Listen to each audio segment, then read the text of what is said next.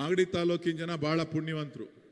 ಈ ಕಡೆ ನನ್ನ ಹತ್ರನೂ ಕೆಲಸ ಮಾಡಿಸ್ಕೋತೀರಿ ಸೋಲ್ಸ್ಬಿಟ್ಟು, ಈ ಕಡೆ ಡಿ ಕೆ ಶಿವಕುಮಾರ್ ಹತ್ರನೂ ಕೆಲಸ ಮಾಡಿಸ್ಕೋತೀರಿ.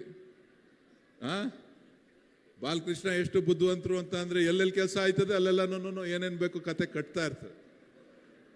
ಬಹುಶಃ ಮಾಗಡಿ ಕೆಂಪೇಗೌಡರು ಬೆಂಗಳೂರನ್ನು ಕಟ್ಟಿದ್ರು. ಇವತ್ತು ಬೆಂಗಳೂರು ದಕ್ಷಿಣ ಜಿಲ್ಲೆಗೆ ನೀರಿನ ಅಭಾವವನ್ನು ನೀಗಿಸುವಂಥ ಕೆಲಸ ಸನ್ಮಾನ್ಯ ಡಿ ಕೆ ಶಿವಕುಮಾರ್ ಅವರ ನೇತೃತ್ವದಲ್ಲಿ ಈ ಜಿಲ್ಲೆನಲ್ಲಿ ಆಗ್ತಾ ಇದೆ ಅಂತ ಹೇಳಿ ನಾನು ಭಾವಿಸಿದ್ದೇನೆ. ಯಾವ ರೀತಿಯಾದಂಥ ನೀರು ಬರ್ತಾ ಇದೆ ಈ ಮಾಗಡಿಗೆ ಅಂತಕ್ಕಂಥದ್ದನ್ನು ಮಾನ್ಯ ಉಪಮುಖ್ಯಮಂತ್ರಿಗಳು ನಿಮಗೆ ಸಂಪೂರ್ಣವಾದಂಥ ವಿವರಗಳನ್ನು ಎಲ್ಲೆಲ್ಲಿಂದ ನಿಮ್ಮ ಮಾಗಡಿಗೆ ನೀರು ಬರುತ್ತೆ ಅಂತ ಹೇಳಿ ತಿಳಿಸ್ತಾರೆ. ಸೊ ನಾವೇನು ಸುಳ್ಳು ಹೇಳಿ ನಿಮ್ಮ ಹತ್ರ ಹೋಗ್ತಕ್ಕಂಥವ್ರಲ್ಲ, ಅಥವಾ ನಿಮ್ಮ ಹತ್ರ ಹತ್ಕೊಂಡು ನಾಟಕ ಮಾಡ್ತಕ್ಕಂಥವ್ರು ಅಲ್ಲ. ನಾವು ಏನು ಮಾತು ಕೊಟ್ಟಿದ್ದೇವೆ ಆ ಮಾತಿನಂತೆ ಉಳ್ಕೊಳ್ತಕ್ಕಂಥವ್ರು. ನಾನು ಒಂದು ಮಾತನ್ನು ಈ ತಾಲೂಕಿನ ಜನಕ್ಕೆ, ಈ ಜಿಲ್ಲೆಯ ಜನಕ್ಕೆ, ನನ್ನ ಕ್ಷೇತ್ರ ಜನಕ್ಕೆ ಹೇಳಿದ್ದೆ.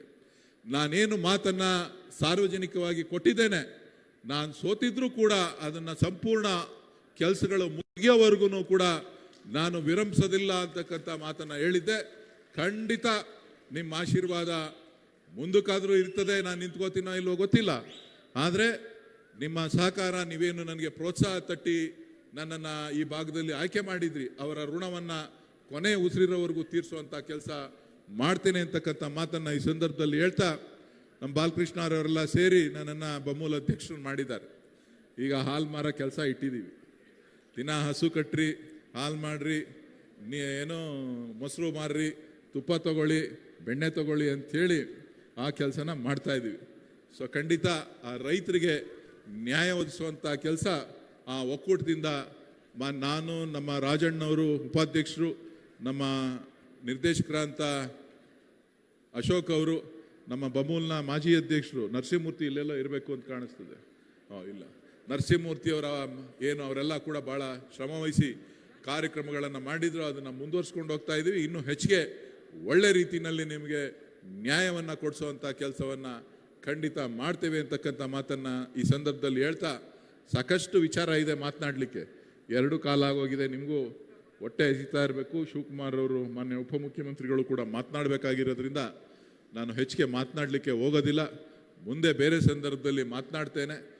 ಮಾಗಡಿ ತಾಲೂಕಿನ ಸಂಪೂರ್ಣ ಅಭಿವೃದ್ಧಿಯ ಚಿತ್ರಣವನ್ನು 2027-28ಕ್ಕೆ ತಾವೆಲ್ಲರೂ ಕೂಡ ಕಾಣುತ್ತದೆ, ನಿಮಗೆ ಕಣ್ಣಿಗೆ ಕಾಣಿಸ್ತದೆ.